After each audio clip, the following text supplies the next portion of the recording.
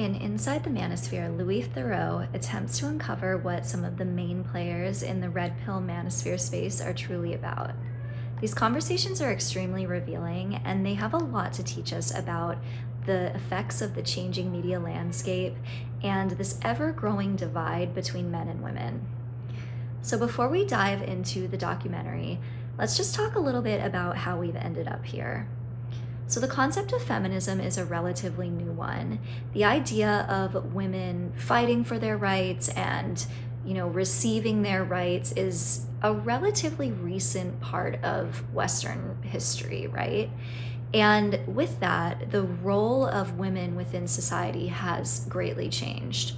And institutions of power like the state have kind of latched on to movements like feminism and have used them for political gain, right? And so that makes the concept, the idea of feminism, extremely polarizing to people. And it's like, especially in recent history, the idea of feminism has gotten really like wrapped up in similar ideas of wokeism and anti-racism and all these things.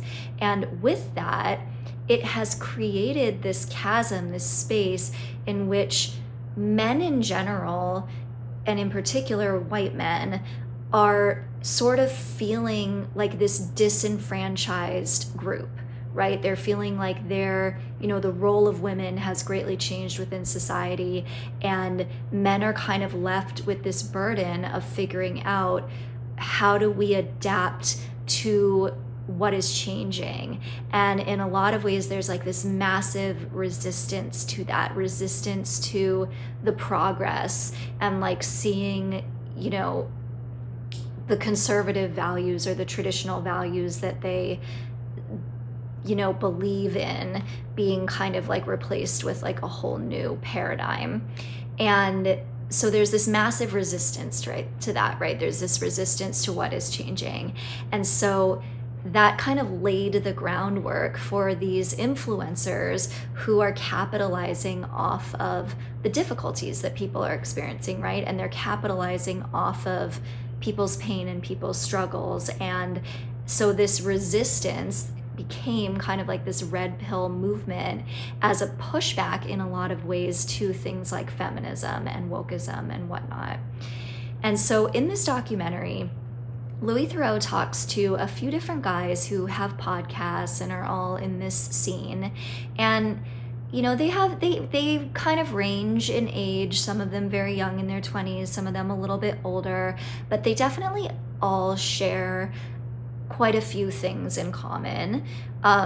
Mostly their backgrounds. So in a lot of ways, they share very similar backgrounds, whether it's like being raised by single moms is a very like commonality for some reason, which I'll get into again in a little bit, but or coming from backgrounds where they didn't make a lot of money, and they all kind of present this image of like, it's all about having the money, having the cars, having the homes, having the girls, just like that projection of like affluence and like, being able to buy whatever you want and being kind of like this playboy, like ultra masculine, like caricature, right?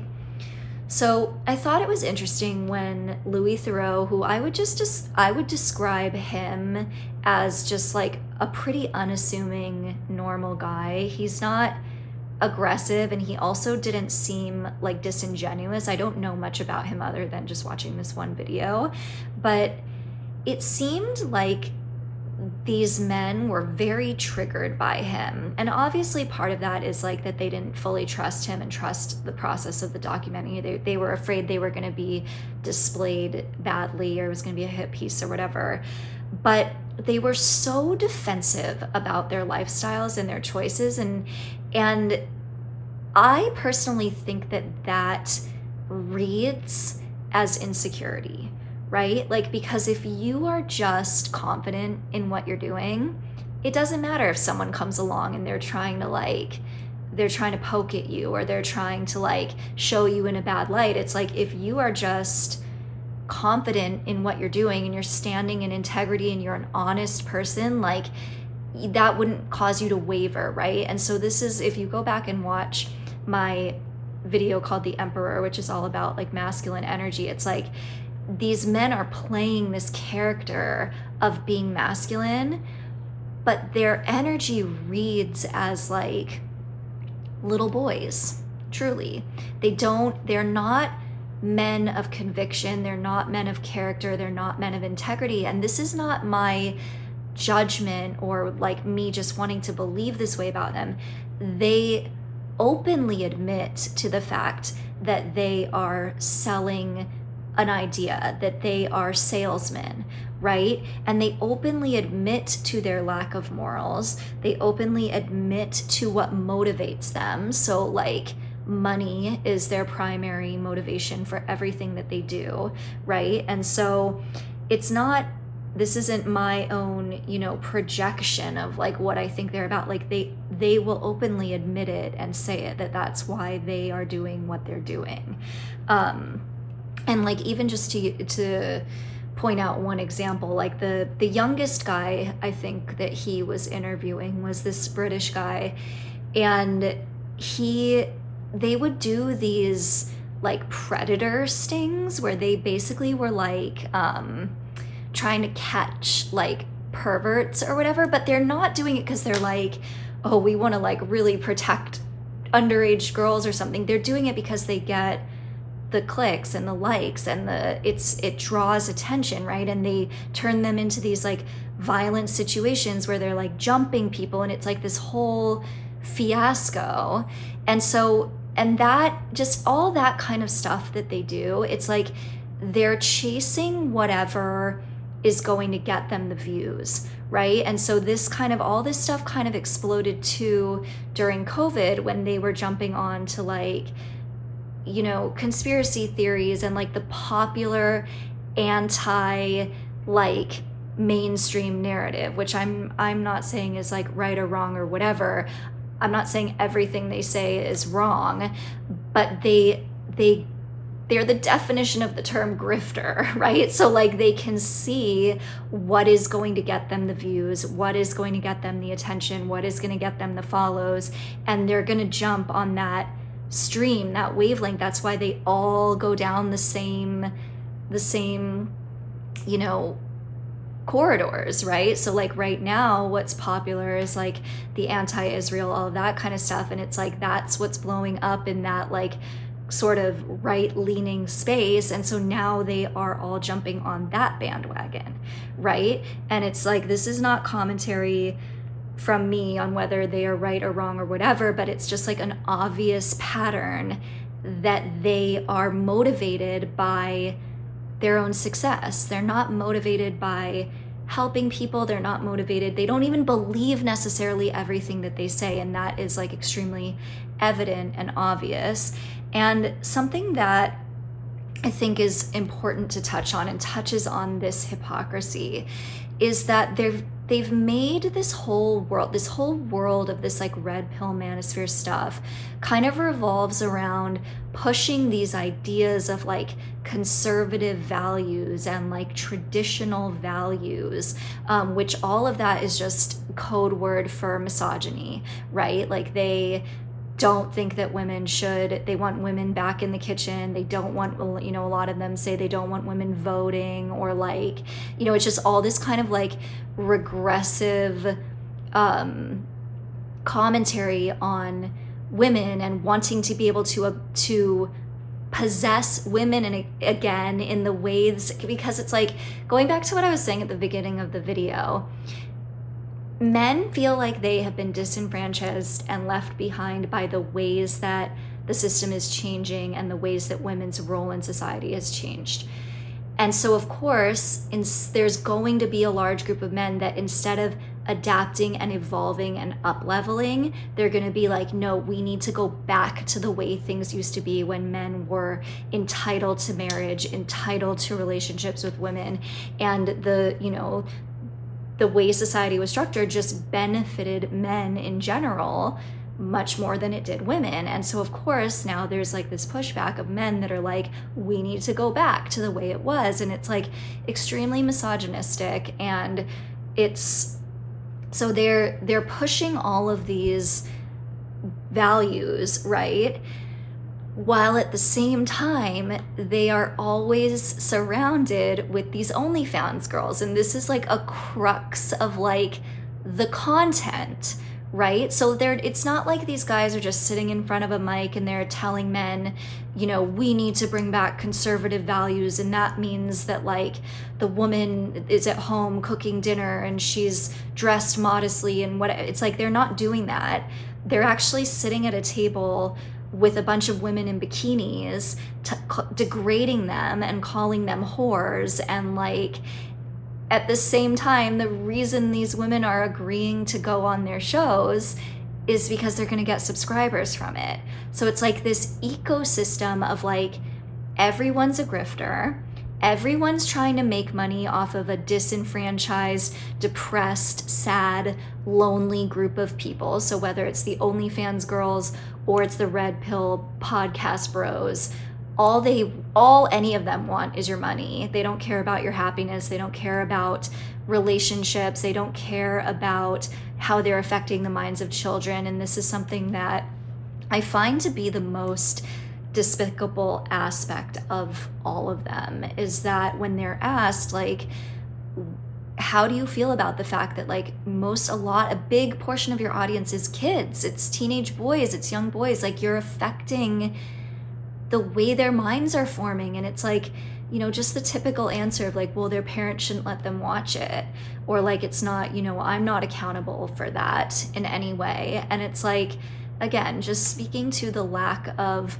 morals, that you are participating in this grift, this world, and you don't care about the downstream effects of it. And it's like, what are the downstream effects of teaching this kind of stuff to boys? It's like, even in the documentary, they touched on just briefly that like young boys in school have been like really disrespectful to teachers, to female teachers, and it's like becoming actually a problem in schools. And like, so, and what does that say for the way that young boys are going to be treating women? And like, we already are contending with so many things, like the effects of OnlyFans and all this kind of stuff, like on young boys and their access to media like this, and their access to all of this kind of stuff is just overwhelming. And it's like,